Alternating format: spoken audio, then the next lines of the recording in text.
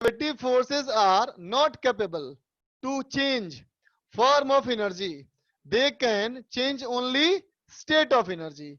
ठीक है बच्चा, है ना? कॉमा दे दी मैंने, अब लिख दिया मैंने reverse of which, reverse of which is non conservative, है ना बेटा? नॉन कंजर्वेटिव क्या है? तो वो बेटा स्टेट को चेंज नहीं कर सकते, ये सिर्फ फॉर्म को चेंज कर सकते हैं। समझे बेटा? कंजर्वेटिव फोर्सेस कौन? वो फोर्सेस जो फॉर्म चेंज नहीं कर सकते, स्टेट चेंज कर सकते हैं। नॉन कंजर्वेटिव बेटा ये फॉर्म चेंज कर सकता है, स्टेट चेंज नहीं कर सकता। ठीक है बच्चा, है ना? कंजर्वेटिव काम करेगा तो काइनेटिक से पोटेंशियल, पोटेंशियल से काइनेटिक, इसका मतलब एनर्जी मैकेनिकल के फॉर्म में ही रह जाएगा बच्चा, है ना? दूसरा पॉइंट क्या लिखोगे? During action of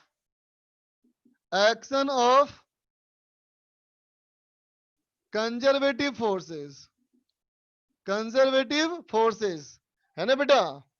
mechanical energy, mechanical energy remain conserved, है ना बेटा? मैकेनिकल का मतलब क्या कहोगे? काइनेटिक प्लस पोटेंशियल, है ना बच्चा? लिखो तो इसको।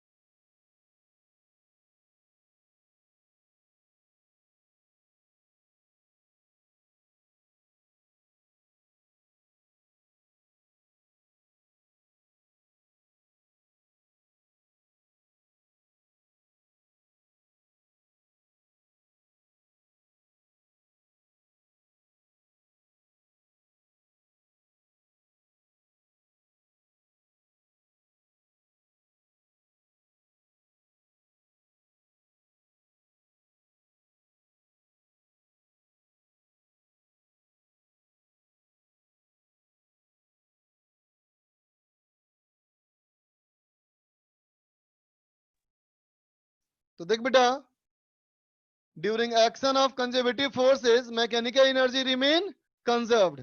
ठीक है बेटा? वेयर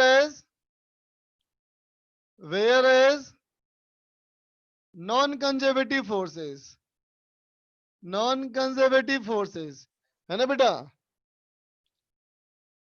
डिसिपेट, डिसिपेट एनर्जी, है ना बेटा? डिसिपेट का मतलब क्या होता है? एनर्जी को वेस्ट करना। डिसिपेट मतलब एनर्जी को वेस्ट करेगा। किसको वेस्ट करेगा? मैकेनिकल एनर्जी को, है ना बेटा? मैकेनिकल एनर्जी को वेस्ट करेगा, है ना? वेस्ट का मतलब कहना दूसरे फॉर्म में चला जाएगा। ठीक है बच्चा? नॉन कंजर्वेटिव की वजह से क्या होगा? एनर्जी का फॉर्म बदलेगा, लेकिन कंजर्वेटिव की वजह से एनर्जी उसी फॉर्म में रह जाएगा। ठीक है बच्चा? लिख ले इसको।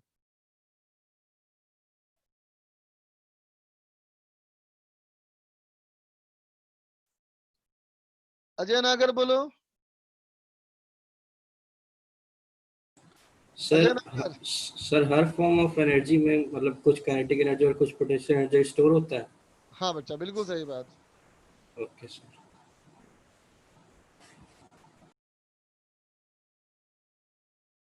एपीटी 2 पेपर 2 सॉल्यूशन, सॉल्यूशन है ना बच्चा तेरे पास? अभी उससे ही काम चला बच्चा। चलो इस संडे को मैं कर दूंगा एपीटी 2, इस संडे को मैं करता हूँ। ठीक है? आकाश बोलो।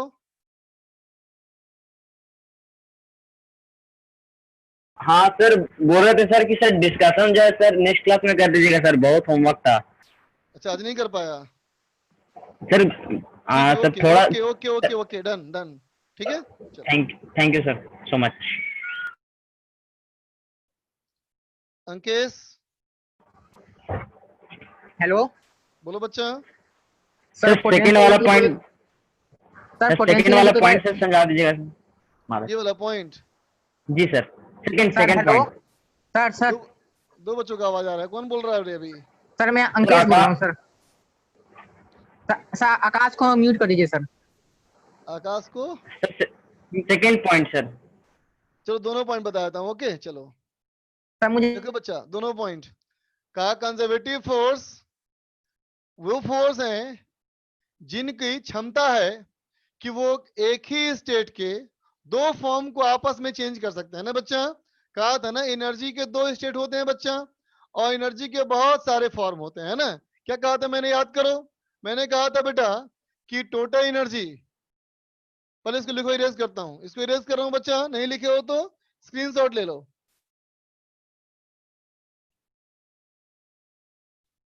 देख बच्चा, मैंने ये कहा था बेटा कल, तुम बताया तुमको था मैंने कि जो टोटल एनर्जी होती है बेटा, ये टोटल एनर्जी के बहुत सारे फॉर्म होते हैं ना बच्चा।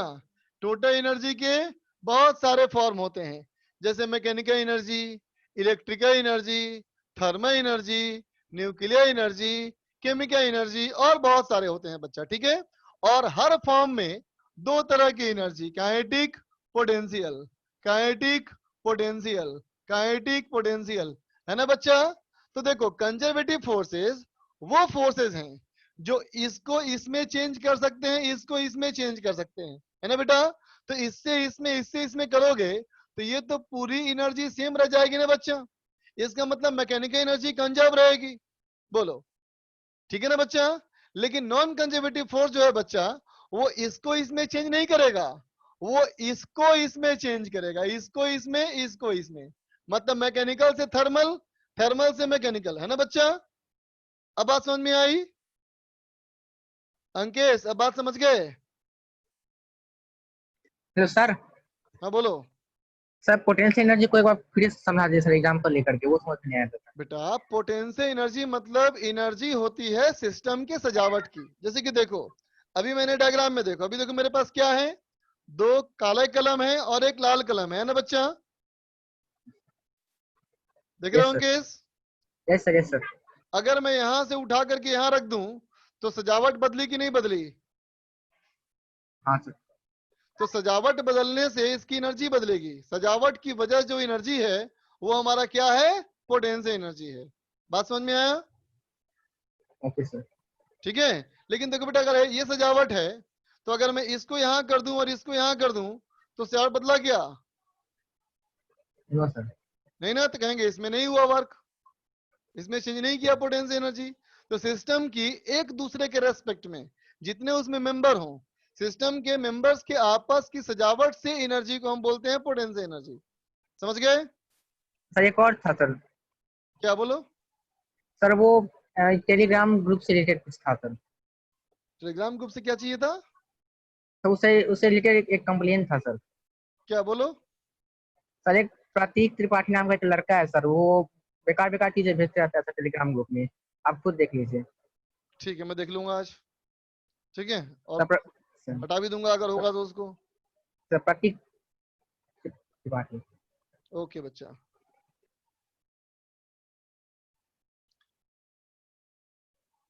देखो बच्चा आगे, अब देखो, तो अभी तक मैंने तुम्हें ये बताया बेटा कि कंजर्वेटिव और नॉन कंजर्वेटिव फोर्सेस कैसे होते हैं, है ना बेटा, उनसे क्या असर पड़ता है ना बच्चा। अब बात बोलूं कि तुम किसी भी फोर्स को कैसे पहचानोगे कि वो कंजर्वेटिव है कि नॉन कंजर्वेटिव है, ठीक है बच्चा। तो देखो पहचान, तो कहोगे work done by conservative forces, work done by conservative forces in a closed loop, in a closed loop is always zero, समझा बेटा। but for non conservative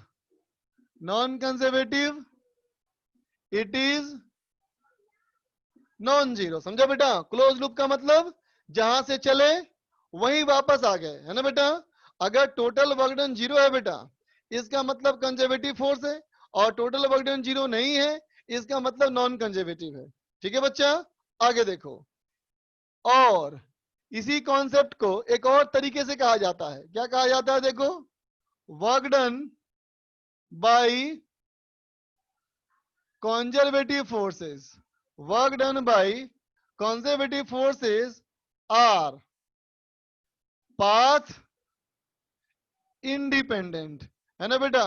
conservative force का वर्क डन पाथ पे डिपेंड नहीं करता, point पे depend करता है। जैसे कि देखो ध्यान से, अगर मैं कहूं ए पॉइंट से बेटा बी वाला पॉइंट जाना है, तो ए से बी जाने के बेटा बहुत सारे रास्ते हो सकते हैं, है ना। जैसे मान लो एक रास्ता मैंने ये कहा और एक रास्ता मैंने ये कहा, है ना बेटा। इसमें कोई फोर्स लग रहा है एफ, तुमने क्या देखा, इस वाले का वर्क डन, है ना बेटा, और इस वाले का वर्क डन दोनों बराबर है, इसका मतलब फोर्स ये कॉन्जर्वेटिव है।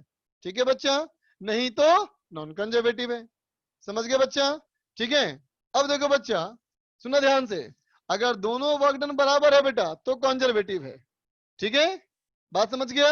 अब सोचो, अगर मैं इस एरो मार्क को बेटा उल्टा कर दूं, तो उल्टा कर दोगे तो डिस्प्लेसमेंट का डायरेक्शन उल्टा हो गया बच्चा। डिस्प्लेसमेंट का डायरेक्शन उल्टा हो गया तो ये वर्क डन नेगेटिव हो गया, है ना। तो अगर नेगेटिव हो गया बेटा वर्क, तो टोटल वर्क डन 0 हो जाएगा ना। तो क्या कहोगे, यहां से ऐसे गए, यहां से ऐसे आए, तो टोटल वर्क डन 0, है ना बेटा। तो क्लोज लूप में टोटल वर्क डन 0 है, या पाथ पे डिपेंड नहीं कर रहा है ना। ये दोनों कॉन्सेप्ट बेटा एक ही कॉन्सेप्ट है। क्लियर, ठीक है, लिख लो बच्चा इसको भी। अच्छा एक और पॉइंट आ जाएगा, देखो एक और पॉइंट देखो। पहला पॉइंट क्या देखा, पहला पॉइंट क्या देखा, general behaviour of conservative and non conservative. दूसरा पॉइंट, कंजर्वेटिव नॉन कंजर्वेटिव का एनर्जी पे इफेक्ट। तीसरा पॉइंट क्या देखा, कंजर्वेटिव नॉन कंजर्वेटिव कैसे पहचानेंगे। ठीक है बेटा। अब चौथा पॉइंट, कंजर्वेटिव नॉन कंजर्वेटिव का एक स्पेशल गुण देखो, ऑल कांस्टेंट फोर्सेस, है ना बेटा, all constant forces and central forces are conservative, सुनना ध्यान से बच्चा। ऑल कांस्टेंट फोर्सेस, अगर फोर्स कांस्टेंट होगा और अगर तुम वापस लौट के आ गए तो डिस्प्लेसमेंट 0 बच्चा। अगर फोर्स कांस्टेंट है बेटा तो वर्क डन का फार्मूला एफ डॉट एस। अगर लूप में घूम के आए हो बेटा तो डिस्प्लेसमेंट 0, डिस्प्लेसमेंट 0 है तो वर्क डन 0 हो जाएगा। तो सारे कांस्टेंट फोर्स कंजर्वेटिव होते हैं। ठीक है बच्चा। और सेंट्रल फोर्स का मतलब क्या, देखो कैसा, तो कहोगे फोर्स ऐसा होना चाहिए। देखा बच्चा, ये सेंट्रल फोर्स है ना। और देखो ये भी सेंट्रल फोर्स है बेटा, ये भी क्या है, सेंट्रल फोर्स। फोर्स हमेशा क्या हो, किसी एक ही पॉइंट की तरफ डायरेक्टेड हो, है ना बेटा, या किसी एक ही पॉइंट से बाहर निकल रहा हो, है ना बेटा। इसको बोलेंगे सेंट्रल फोर्स, और वो हमेशा कंजर्वेटिव होगा। जैसे कि देखो, अर्थ जो है बेटा अपने सारे बॉडीज को, अर्थ के सरफेस के सारे बॉडीज को अपने सेंटर की ओर खींचती है ना बच्चा। तो टुवर्ड सेंटर है ना, इसका मतलब वो कंजर्वेटिव है, एक ही पॉइंट की तरफ है ना बच्चा। तो ग्रेविटेशनल कंजर्वेटिव है। ठीक है बच्चा, लिख ले इसको। सिद्धार्थ बोलो।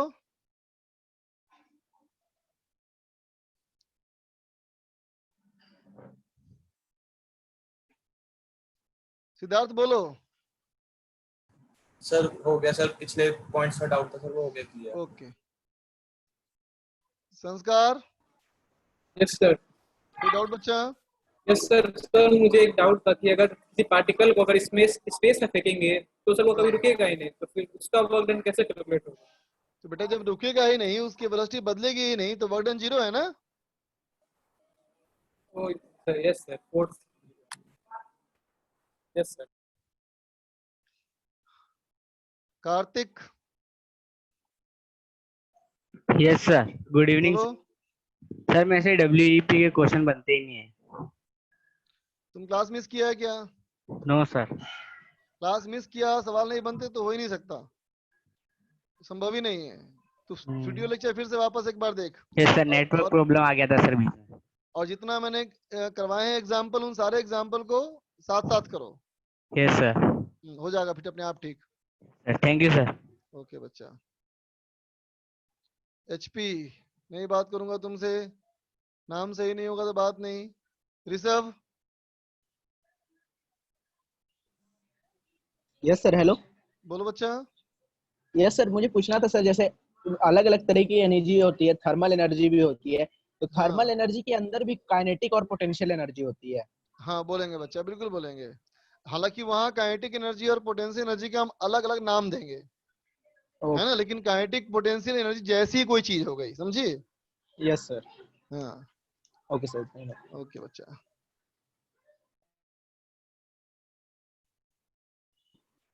सर ये 10। सर ये एग्जांपल नहीं समझ में आया जो आपने बोर्ड पे बनाया है। मैंने कहा ऐसा कोई भी फोर्स बेटा जो हाँ हमेशा सर। एक ही पॉइंट की तरफ लगे उसे हम सेंट्रल फोर्स कहते हैं। जैसे कि मान लो ग्रेविटेशनल फोर्स है ना बच्चा, सर ये वाला नहीं, इसके ऊपर जो आपने ये कर्व वाला अच्छा डायग्राम ये बनाया। वाला डब्लू वाला। मैंने कहा बेटा मान लो एक पॉइंट को, पार्टिकल को यहां से यहां ले गए, सुन हाँ रहा सर। है, हाँ सर। और यहां से यहां ले गए तो दो रास्ते हैं बेटा। हम्म। तो पहले मैंने कहा कि ऐसे करो कि दोनों को डायरेक्शन इधर ले लो, ए से बी और ए से बी, हाँ सर। दोनों में इस फोर्स का वर्क डन निकालेंगे बेटा हम लोग। हाँ सर। अगर इन दोनों में वर्क डन की वैल्यू बराबर आ रही है इसका मतलब कंजर्वेटिव फोर्स है। ओके। समझ गए यहाँ तक? हाँ सर। तो अब सोचो, अगर मैं इस एरो मार्क को उल्टा कर दूं बच्चा तो डिस्प्लेसमेंट चाहिए। डिस्प्लेसमेंट उल्टा हो गया ना, हाँ सर। तो ये वर्क डन नेगेटिव हो जाएगा ना। हाँ सर।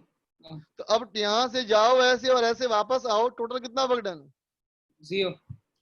तो बताओ ये वाला कॉन्सेप्ट और ये वाला कॉन्सेप्ट सेम है कि डिफरेंट है? सर सेम है। अब समझ में आया हाँ सर, कि थैंक मैंने यू। और क्यों लिखा? हाँ सर, थैंक यू ठीक सर। है बच्चा, वेलकम बेटा। आगे चले। तो देख बेटा, अब मैं जानना चाहता हूं कि हम लोग जितने सारे फोर्सेस पढ़े हैं बेटा, है ना, उन सारे फोर्सेस में कौन कंजर्वेटिव है और कौन नॉन कंजर्वेटिव है, उसको चेक किया जाए बच्चा। चलो चेक देखा जाए बेटा। अब जितने फोर्सेस पढ़े बेटा हमने, उनको चेक किया जाए कौन कंजर्वेटिव है कौन नॉन कंजर्वेटिव है ना बच्चा। तो याद करो, normal force, tension force, static friction force. याद कर, सब पॉइंट लिखवाया तेरे को। Normal force, friction, normal force, tension force, static friction force, है ना बच्चा। ये फोर्सेस सिस्टम में कभी भी वर्क नहीं करते ना बच्चा। इन फोर्सेस का बेटा सिस्टम में कभी वर्क नहीं होता। तो अगर इस फोर्स का बेटा सिस्टम में कभी वर्क नहीं होता, इसलिए ये तो कुछ नहीं कर सकते।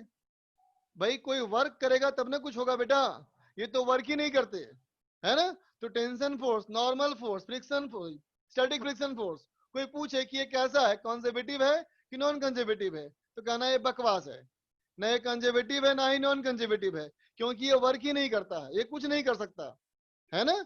काइनेटिक पोटेंशियल भी चेंज नहीं कर सकता, एनर्जी का फॉर्म भी चेंज नहीं कर सकता। ठीक है बच्चा, बात समझे?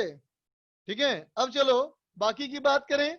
जैसे कि देखो, पहला मैं चेक कर रहा हूं बेटा gravitational force mg, gravitational force mg। देखो बच्चा, मान लो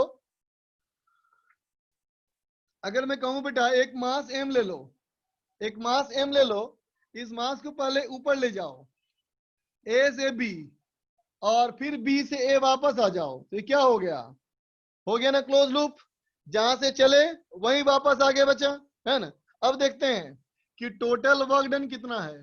तो देखो बेटा, जब तुम ऊपर जा रहे थे तो ग्रेविटेशनल फोर्स नीचे लग रहा था, तो ऊपर जाने के समय ग्रेविटेशनल फोर्स का work done negative minus mgh, और जब ऊपर से नीचे आए तो ग्रेविटेशनल फोर्स का वर्क डन प्लस mgh। ये जीरो हो गया बेटा, ये जीरो हो गया। इसका मतलब क्या है ये? तो कहेंगे ये हमारा है बेटा कॉन्जर्वेटिव फोर्स, है ना। ग्रेविटेशनल फोर्स कॉन्जर्वेटिव फोर्स है। अभी कुछ देर पहले भी कहा था कि ये सेंट्रल है इसलिए कॉन्जर्वेटिव होता है बेटा, साबित भी हो गया। ओके, अब चलो दूसरा देखें बेटा, दूसरा देखें काइनेटिक फ्रिक्शन, है ना बेटा। अभी कुछ देर पहले कहा तुमको था बेटा मैंने कि स्टैटिक फ्रिक्शन फोर्स का सिस्टम पे वर्क डन जीरो होता है बेटा। तो स्टैटिक फ्रिक्शन फोर्स कंजर्वेटिव या नॉन कंजर्वेटिव कुछ भी नहीं है बच्चा, है ना। चलो काइनेटिक की बात करें। मान ले बेटा एक रफ सरफेस, इस रफ सरफेस पे एक बॉडी ऑफ मास m, पहले बेटा इसको ए से बी ले गए, ए से बी ले गए और फिर बी से ए वापस आ गए, है ना बेटा। तो देखना बेटा, इसको मान लिया x, तो देखो बेटा जब ए से तुम बी गए होगे, है ना, तो डिस्प्लेसमेंट जो है वो इस डायरेक्शन में है, डिस्प्लेसमेंट ऐसा है, और फ्रिक्शन फोर्स जो होगा बेटा वो इधर होगा ना, पीछे की ओर, ठीक है। और जब तुम बी से ए आओगे बेटा तो कहोगे ऐसे होगा डिस्प्लेसमेंट पीछे की ओर, लेकिन जब इधर घिसोगे बेटा तो एफ के इधर हो जाएगा। इसका मतलब बेटा दोनों केस में फोर्स और डिस्प्लेसमेंट अपोजिट है बेटा, दोनों केस में फोर्स और डिस्प्लेसमेंट अपोजिट है। इसका मतलब अगर तुम यहाँ टोटल वर्क डन निकालते हो बेटा तो नेगेटिव हो जाएगा, यहाँ भी नेगेटिव और यहाँ भी नेगेटिव, तो टोटल वर्क डन 0 नहीं हुआ बच्चा। इसका मतलब क्या हो गया कि एफ के जो हमारा है बेटा वो नॉन कंजर्वेटिव है। बोलो एफ के हमारा क्या है बेटा, ये नॉन कंजर्वेटिव फोर्स है। Kinetic friction force non conservative force है ना बच्चा, ग्रेविटेशनल फोर्स कंजर्वेटिव फोर्स। लिख लो, नोट कर ले बेटा इसको। Ayush Meshram, hello, good evening sir. Sir मैं ये बोल रहा था कि सर वो अभी आपने जो 5 पॉइंट लिखा है ना सर, हाँ सर वो 5 पॉइंट का सर आप प्लीज कोई एग्जांपल बता सकते हैं सर? मुझे आधा अधूरा समझा सर वो। कौन सा पॉइंट था, सबसे पहला पॉइंट दिक्कत है क्या? नहीं सर, फर्स्ट पॉइंट और सेकंड पॉइंट समझ गया और लूप वाला भी समझ गया सर। ये work done by conservative force our path independent और वो सेंट्रल फोर्स वाला सर वो पॉइंट नहीं समझा सर। बेटा मैंने कहा पाथ इंडिपेंडेंट और क्लोज लूप में 0 होता है, वो दोनों चीज एक ही था। अच्छा वो दोनों एक ही था, ठीक है। हाँ और ठीक है। हाँ सर, और और एक डाउट। सेंट्रल फोर्स एक स्पेशल नेचर है, समझ गए? हाँ जी सर। सर वो मेरे को पूछना था कि सर आप एक वीडियो डालेंगे यूट्यूब पे जिसपे सर आप प्लीज बताइएगा कि इरोडोफ के सर कौन से प्रॉब्लम करने हैं कौन से नहीं। अच्छा ये टॉपिक कौन से प्रॉब्लम करने हैं कौन से नहीं करने हैं बता हाँ दूंगा अभी तुम लोग को, है ना। सर, उसमें बहुत आउट ऑफ सिलेबस प्रॉब्लम है। हाँ बिल्कुल है, बिल्कुल बताया मुझे। हाँ तो ठीक है, जी अभी तुम्हारे ग्रुप पे डाल दूंगा मैं, ओके। हाँ सर, ग्रुप पे ग्रुप पे डाल डाल दीजिएगा दूंगा। सर। ठीक, ओके थैंक यू बच्चा, sir, thank you welcome so बेटा। Much sir. सुहानी बोल बेटा। Sir central forces conservative forces क्यों होता है? सेंट्रल फोर्सेस कंजर्वेटिव फोर्स इसलिए होते होंगे बेटा कि टोटल वर्क डन 0 होता होगा लूप में, है ना। वो हमेशा अट्रैक्ट कर लेते हैं इस वजह से नहीं सेंटर बेटा, की तरफ। अट्रैक्शन वाला भी होगा, रिपल्सन वाला भी होगा। इलेक्ट्रोस्टैटिक फोर्स जो होता है ना, चार्ज वाला फोर्स, यस वो सर। भी कंजर्वेटिव होता है, ठीक। ठीक है। देखो बेटा, जैसे कि मैं अब चेक करूं स्प्रिंग फोर्स को, है ना बच्चा। अब मैं चेक करता हूं बेटा स्प्रिंग फोर्स। देखना बेटा, स्प्रिंग फोर्स की बात करूं तो देखो बेटा, एक स्प्रिंग ले लिया, स्प्रिंग की लंबाई है बेटा L, है ना। इसके A वाला पॉइंट को खींच करके पहले मैं X आगे ले गया, फिर यहां से खींच करके वापस X पीछे ले आया, है ना। तो क्लोज लूप हो गया ना बेटा पूरा, जहां से चले वापस आ गए वहीं। इसका मैं देखूं बेटा वर्क डन सिग्मा W, तो देखो बेटा इस वाले के लिए क्या लिखोगे, लिखोगे हाफ के, क्या बताया था, x initial square minus x final square, तो ये हो गया बेटा 0 स्क्वायर माइनस x स्क्वायर, फिर प्लस इसके लिए बेटा x initial square minus x final square, ये भी लिखो हाफ के, तो x स्क्वायर माइनस 0 स्क्वायर, ये है x इनिशियल और फाइनली बेटा 0। देखो ना ये भी 0 हो गया। इसका मतलब क्या साबित हो गया बेटा कि ये वाला फोर्स भी हमारा क्या है बेटा, तो ये भी हमारा कंजर्वेटिव है, ये भी हमारा बेटा कंजर्वेटिव फोर्स है ना। स्प्रिंग वाला force conservative, gravitational force conservative, kinetic friction non conservative, है ना बच्चा। नॉर्मल, टेंशन, स्टैटिक फ्रिक्शन सब बेकार, कोई काम का नहीं, है ना बेटा। यहां तक बात समझ गए सब लोग? फटाफट लिख लो इसको।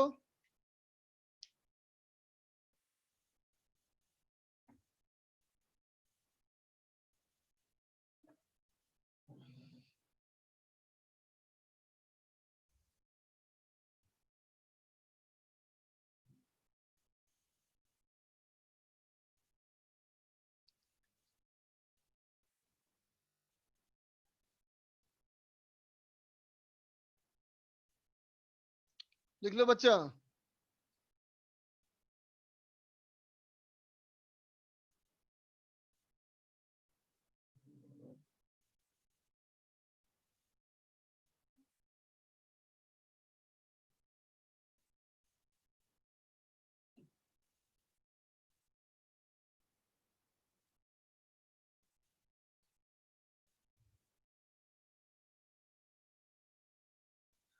अब चलो देखो, ये जो बताया तुमको मैंने बेटा, ये तभी एप्लीकेबल है जितने फोर्सेस तुम जानते हो, बस उसी की बात है ना बच्चा। अब सोच के देखो, अगर तुम्हारे पास कोई नया तरह का फोर्स आया जिसके बारे में हम कुछ भी नहीं जानते, उसको कैसे चेक करेंगे, है ना, सीखना पड़ेगा। देखो बच्चा, इरेज कर रहा हूं, ठीक है। अब देख बेटा, लेकिन वो नया तरह के फोर्स को डील करने के लिए हमें मैथमेटिक्स की एक चीज सीखनी पड़ेगी, ठीक है बेटा। चलो अब तुम थोड़ी मैथमेटिक्स की बात करेंगे, थोड़ी अब मैथमेटिक्स की बात करेंगे बेटा। सबसे पहले मैं कहूंगा पार्शियल डिफरेंशिएशन, ठीक है बेटा। सबसे पहले देखो क्या, पार्शियल डिफरेंशिएशन, है ना बेटा। तो देख बच्चा, पार्शियल डिफरेंशिएशन नाम से ही लग रहा है कि पार्ट में काम करना है, पूरा काम नहीं करना, आधा अधूरा करना है काम, है ना बेटा। आधा अधूरा करना है काम मतलब क्या हुआ, ध्यान देना इसमें। इसका मतलब होता है बेटा differentiation, differentiation in differentiation in a particular direction, समझा बेटा। ठीक है, differentiation in a particular direction, समझा बच्चा। सुनना गौर से।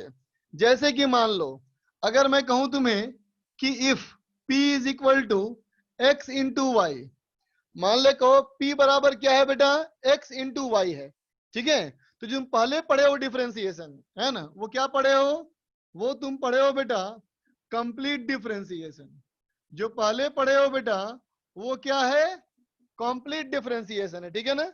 उसमें अगर मान लो करना होता है dp upon dx, dp upon dx, तो कैसे लिखते हो, लिखोगे x का differentiation dx upon dx into Y plus x into dy by dx, बोलो बच्चा, ठीक है।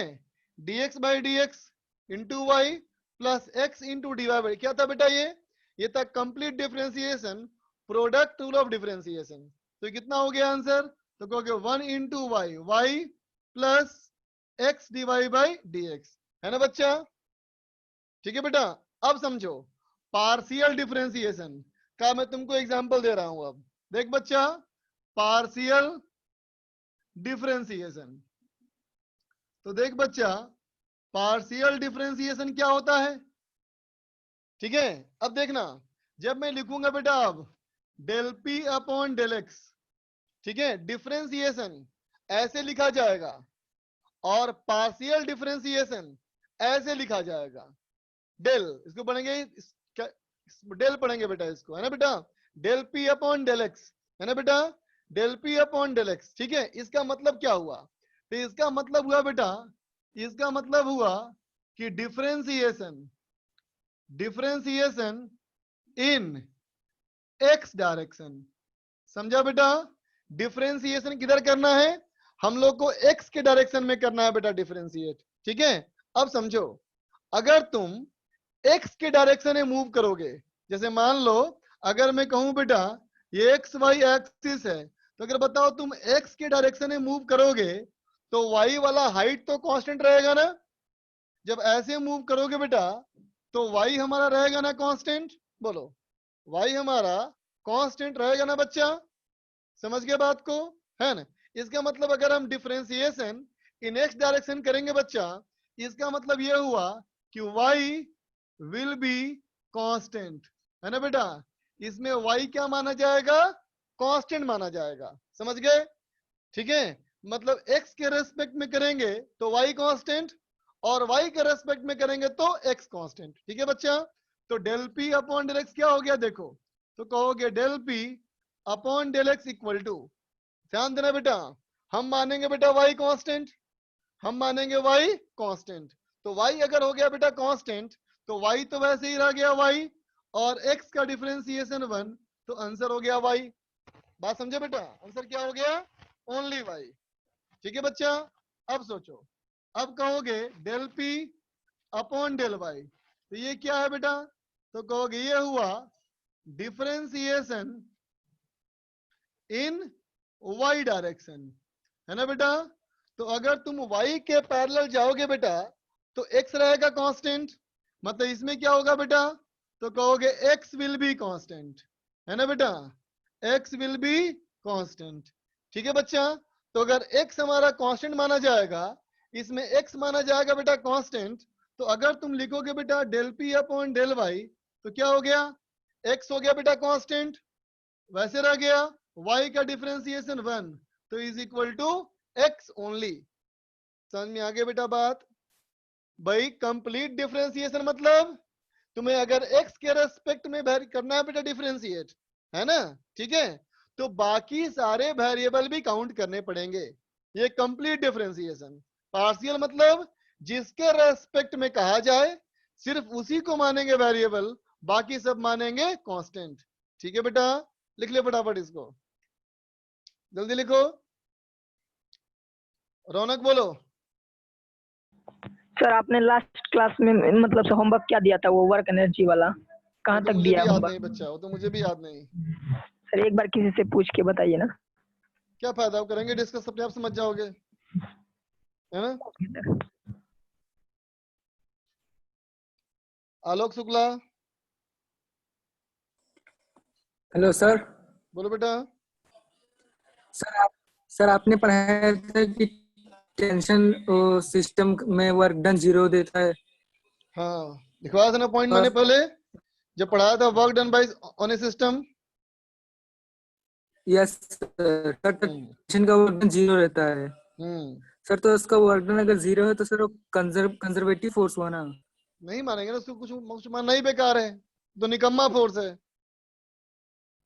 है ना।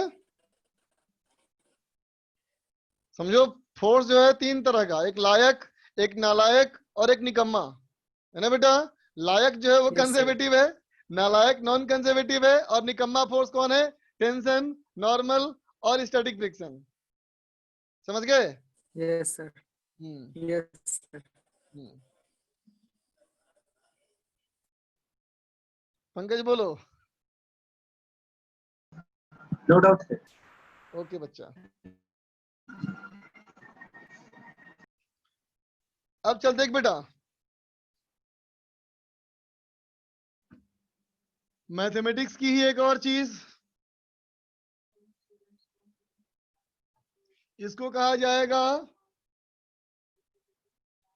Del operator.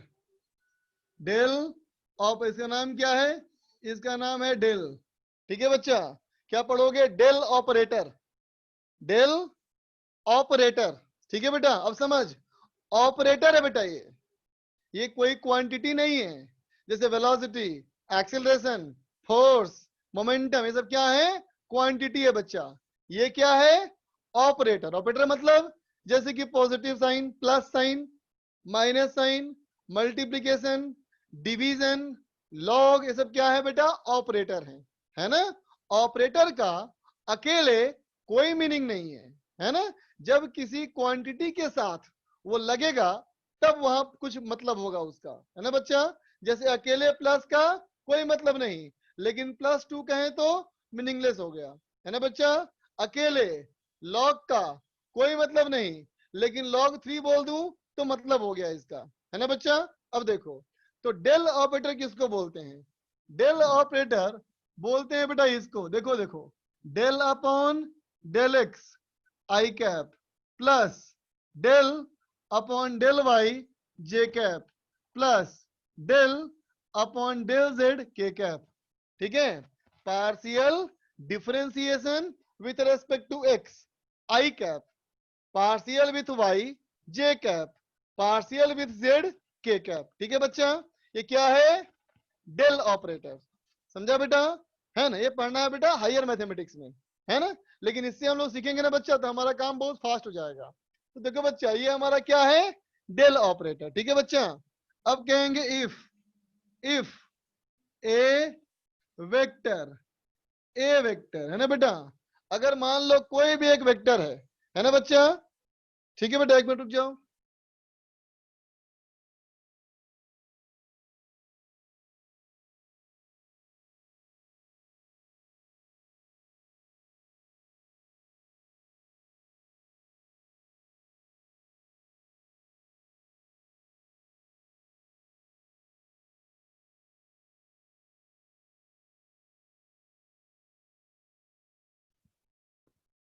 सॉरी बच्चों, थोड़ा काम आ गया मुझे अर्जेंट। ठीक है, मुझे जाना पड़ेगा बेटा। ठीक, तो चलो जहां तक मैंने बता दिया, ये पार्शियल डिफरेंशिएशन, ये वाली चीज बेटा कल करेंगे हम लोग। ठीक है बच्चा, चलो अभी के लिए बाय। छुट्टी तुम लोग मान रहा, तुम लोग काम आ गया कुछ, चल बाय। अभी के लिए बाय बच्चा, कुछ काम आ गया मेरे को।